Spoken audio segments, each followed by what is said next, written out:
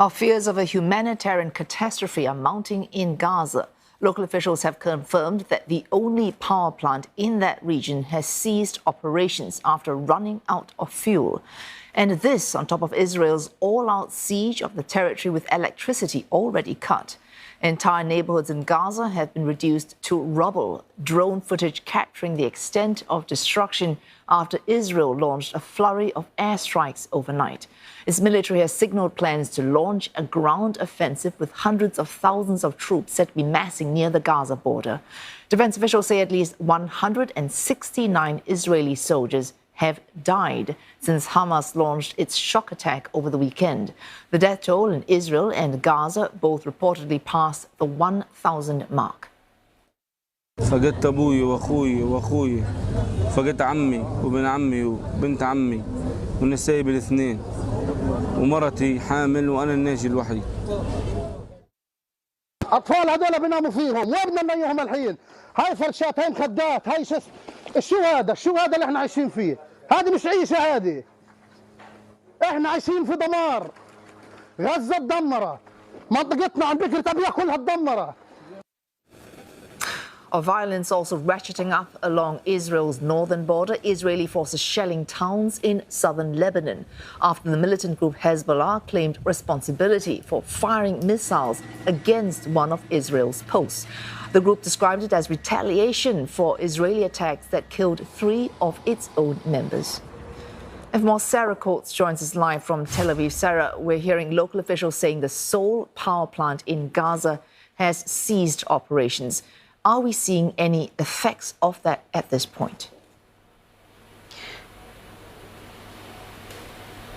Well, certainly this is going to have dire humanitarian consequences on the heavily populated coastal enclave of Gaza, which is home to more than 2 million Palestinians. What we do know is that this announcement was made just minutes ago, that the only fuel has now run out. This means that hospitals which are treating the wounded, and let me tell you, there are scores of them, will no longer be able to offer the type of treatment that these people need for their injuries. So really, you can only imagine just the suffering going on there. We did hear from some Palestinian officials, some health officials there in the Strip when this blockade was imposed, saying that if the coastal enclave cannot get the power to run these hospitals, that it will turn into, quote, a mass grave. So look, this information only came out mere moments ago.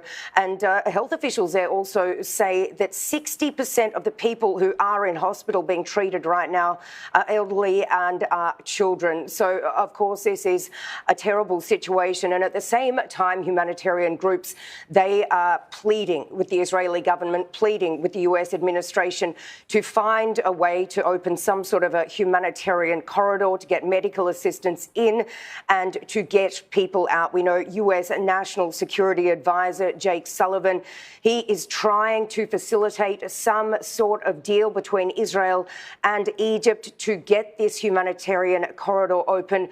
But so far, that has not happened. Sarah, the fears in the last few days of a widening in this conflict, and more specifically other militant groups such as Hezbollah joining in. And now we have reports of rocket attacks on Israel from the Lebanese group Hezbollah. Is there a sense where you are in Israel that a second battlefront is already opening up?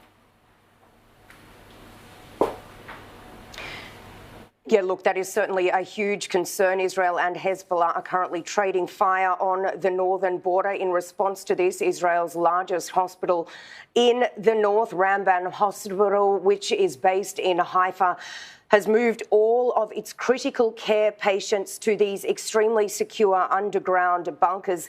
These bunkers have not been used since the 2006 Second Lebanon War. So this gives you some sort of an indication as to just how seriously Israeli authorities are taking this threat from Hezbollah, given that Hezbollah is known to have stockpiled hundreds of thousands of weapons, and they are supposed to be extremely dangerous, extremely long-range weapons supplied by a huge player in the region, which of course is Iran. So this is extremely concerning, given another front could open up on the north even overnight.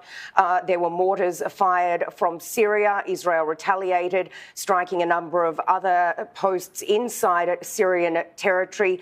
And now residents in the north are being told to evacuate from Metula, which is the northernmost community in Israel, while further down south, further down the coast, even as far as Tel Aviv, people are being told to stay very close to shelter. Thanks for that. Updates there from Sarah Coates in Tel Aviv.